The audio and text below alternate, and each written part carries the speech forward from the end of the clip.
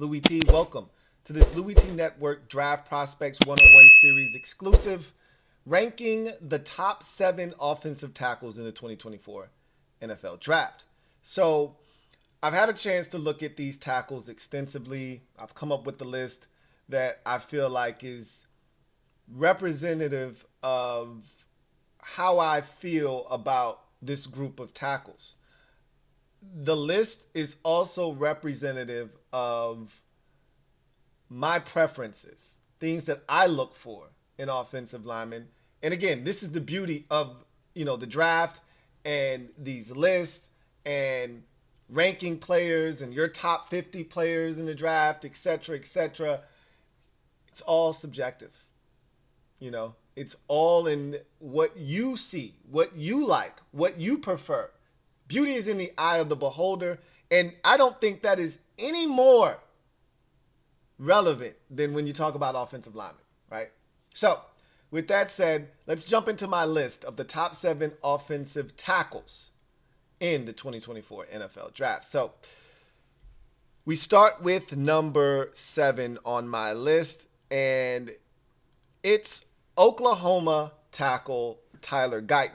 This is a guy that transferred over from TCU, is arguably one of the more athletically gifted and easy moving tackles in this draft. This guy can get out and go much faster than slow. And that's one of the things that I really like about him is when you pull him, when you get him out in space, he can go. Now, he usually doesn't hit moving targets. I think he was 0 for 100 in hitting moving targets. So all that speed is great and all that athleticism to get out in front of a screen or a toss or something like that is great. But you got to actually hit somebody. You got to actually do something. I guess getting in the way helps, but when he's at the line of scrimmage, he does a really solid job of exploding out of his stance and getting ready to protect. I think he is a better pass protector than he is a run blocker. He's not a man mover, but he does an adequate job of walling off defenders. But where he shines is, again, getting out of his stance and putting himself in a position to protect the quarterback. Sometimes he will have his base be a bit too wide, and that will cause him to have some issues, whether it's adjusting to a quick inside move or having someone kind of give him some issues with a bull rush. And you see that, I think, more so than anything else giving him trouble is someone getting into his chest and jacking him up and putting him on skates a little bit. And a lot of times it's because his base is too wide. But he doesn't have a mean bone in his body, which, I'm a big, nasty boy when it comes to the trenches with tackles and guards and centers, etc. Because as I always say, nothing nice takes place in the trenches. So you need nasty boys. Tyler Guyton is a nice guy. He really is. I mean, I don't know if he's got a mean bone in his body, and that's okay. Again, it's not a prerequisite to being a good offensive lineman. That's just a prerequisite for being high on my list. So Guyton comes in at number 7. I think he's a guy that needs work, but the tools are all there. And so I think he's going to be a guy that is going to need coaching to reach his full potential at the next level. Coming in at number 6 on this list is another guy that I think is going to need a lot of coaching in order to reach his full potential, and that is Olu Fosu, Penn State tackle who is a big kid, has some good movement skills, similar to Tyler Guyton, does not have that nasty mean streak that I'm looking for. I think he's got some work to do with hand placement and things of that nature. Footwork sometimes can be an issue for him, but this guy is athletically gifted. He's tall. He's got the length you're looking for. He's got everything you're looking for. And again, I would like to see more starts, but again, I'm nitpicking. This guy's a 2-year starter. There's a lot here to work with.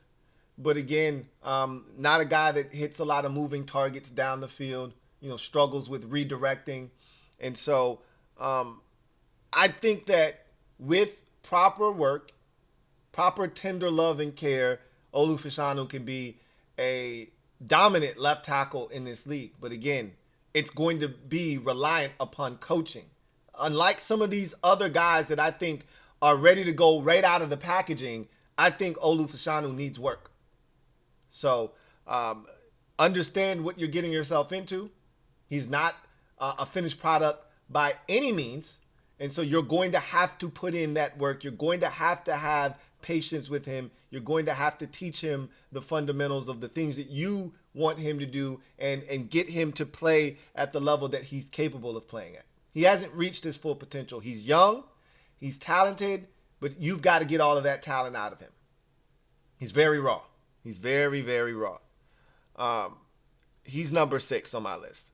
Checking in at number 5, speaking of raw, is Amari Mims, a Georgia right tackle who, you know what? He is the wild card of this entire group of tackles. He really, truly is. Because this is a guy with 8 career starts over 3 seasons at the University of Georgia. This is a guy that has dealt with some injuries. Speaking of injuries, he got injured at the Combine, was not able to work out at the Georgia Pro Day.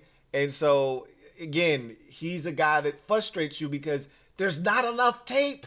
There's so much more that I want to see just to make sure my eyes aren't deceiving me.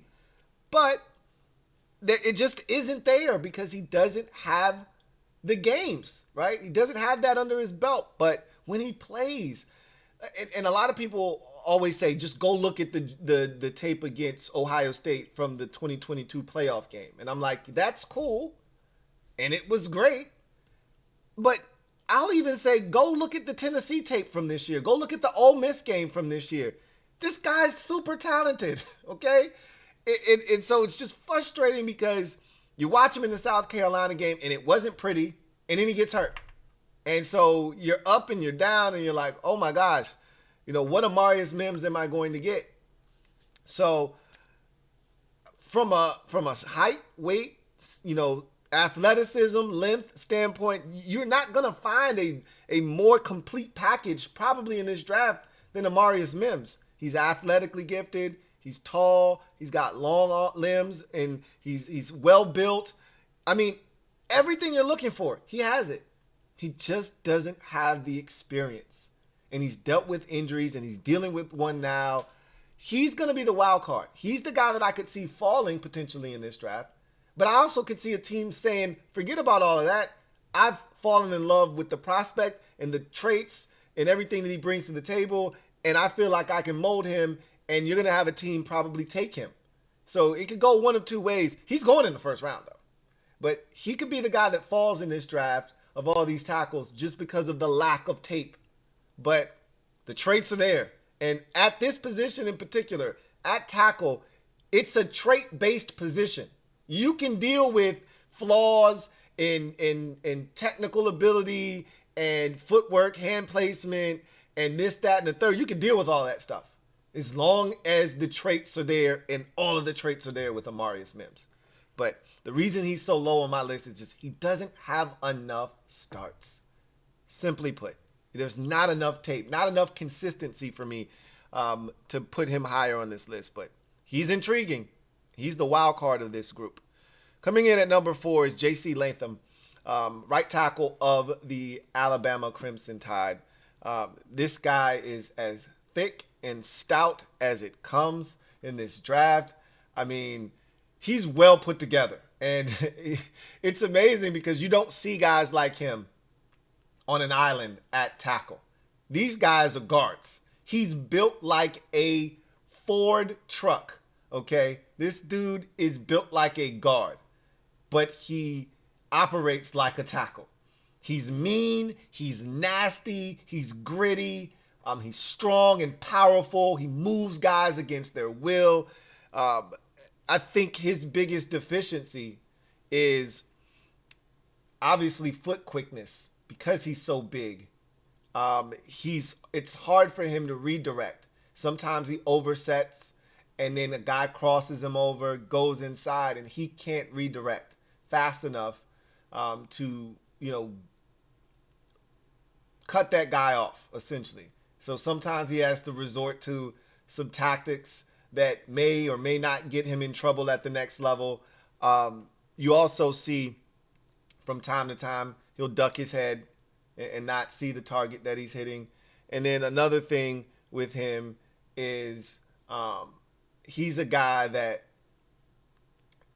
is so big, right? You love the physicality. You love his punch. He stuns guys in their initial rush. And once he gets a hold of you, it's over. When he latches on, forget about it.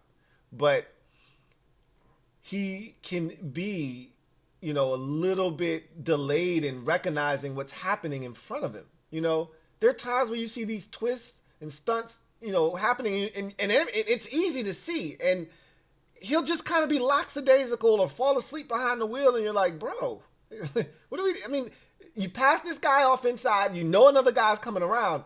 It's not rocket science. You got a guy hot off the edge. You don't have anybody to block. Just give him a piece, right? Just give him a nudge or get out there and force him around the pocket so that your quarterback can step up. And sometimes he's just too slow in seeing these things that are developing in front of him. But there's a lot to like here with J.C. Latham. And again, you don't get guys built the way that he's built.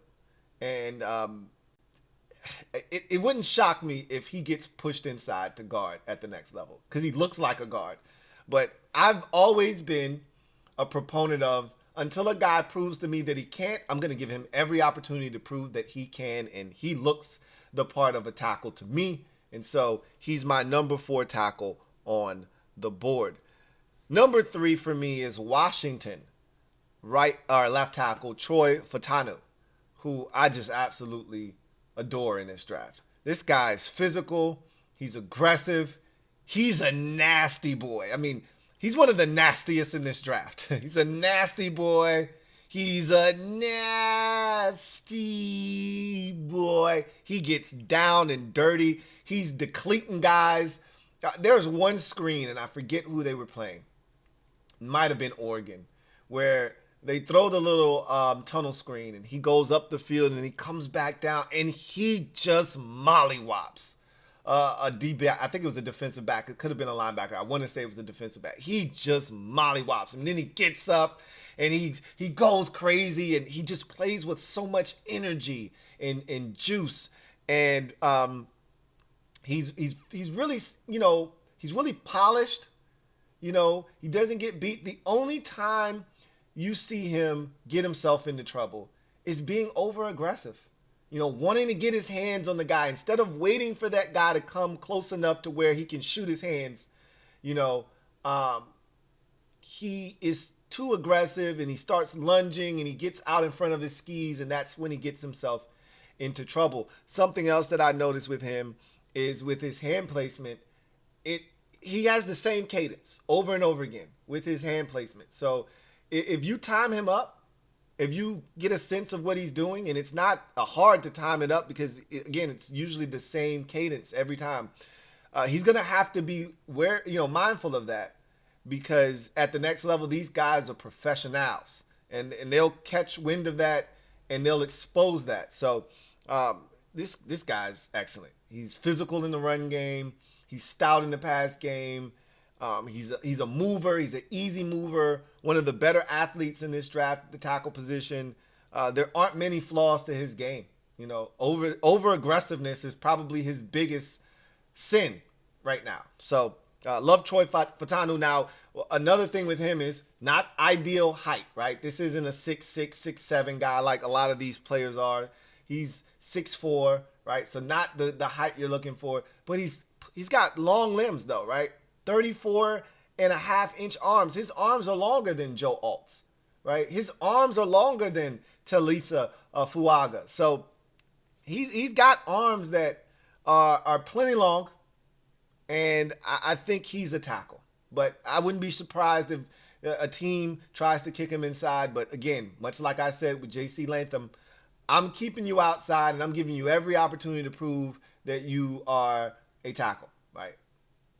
I'm going to give you every chance to prove that you are until you prove to me that you aren't.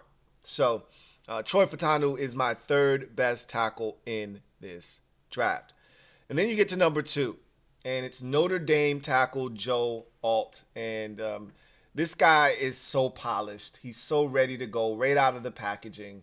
And that's I think the allure of Joealkyl is he's huge, 6'8", long limbs, um, just technically sound, fundamentally sound, takes great angles. He's not the best athlete, and that's part of the reason he's not number one on my list. And another reason is he's not as nasty as I would like him to be.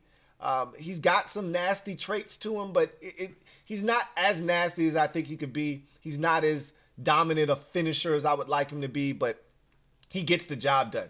9 times out of 10, you can count on Joealkyl to do what he's supposed to do on that particular play. Sometimes I think he sets a little too deep, putting him in a position to make the quarterback a bit uncomfortable. I think he needs to clean that up. But outside of that, right, there's not a lot of flaws to Joealkyl. Not a great athlete, sets too deep sometimes in pass pro, but Joealkyl is clean of a prospect as you're probably going to find. I liken him to the way we felt about Andrew Thomas about 3-4 years ago coming out, where he wasn't the sexy pick necessarily, but the floor was extremely high and the ceiling was, a little bit higher than the floor. Like you just expected Pro Bowl tackle, right? And that's kind of what I see from Joealkyl. So, and I remember that draft, Andrew Thomas fell, in a lot of people's eyes a little bit because he wasn't the sexy tackle. But he turned out to be really good. He's just got to stay healthy, right? And I think that Joealkyl is very similar in that way in terms of, it's not the sexy tackle, but he's got everything you're looking for. And he's as fundamentally sound as it gets. And so my number one guy is TSA Fuaga. TSA Fuaga is just outstanding. Oregon State tackle. This guy is everything that I'm looking for in a tackle. He's big. He's got long limbs. Not as long as you would like, maybe. The cutoff is 33 inches. He's got 33 and a half inch arms or so. So he's fine. He checks that box. But, you would like him to have 34 or 35 inch arms like a lot of these guys on this list, and he doesn't. But that's okay.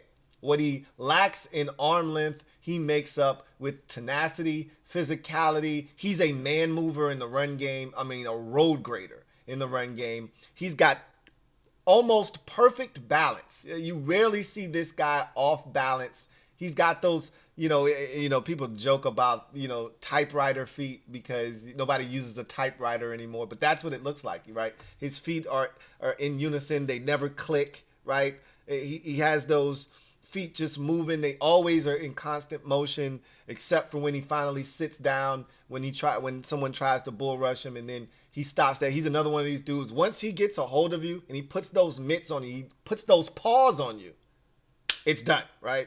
All motion stops. And he's a guy that is just nasty. He wants to put your helmet in the dirt on every single play, and he's playing to the whistle. And I love his demeanor. And similar to Troy Fautanu, his biggest flaw is that sometimes he can be over aggressive. He can be too aggressive in wanting to pursue violence.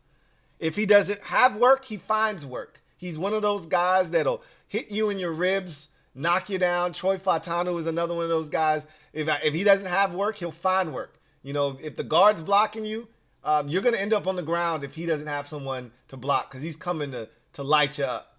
And so TSA Fuaga is a guy you can run behind in the run game because he creates a new line of scrimmage. He's athletically enough, gifted enough to cut off guys on the backside of plays, get to those reach blocks better than anybody I've seen in this draft. He can get out in front of screens and tosses, and he can be a puller. He was a right tackle at Oregon State, but I think he could flip over to the left side if given some time.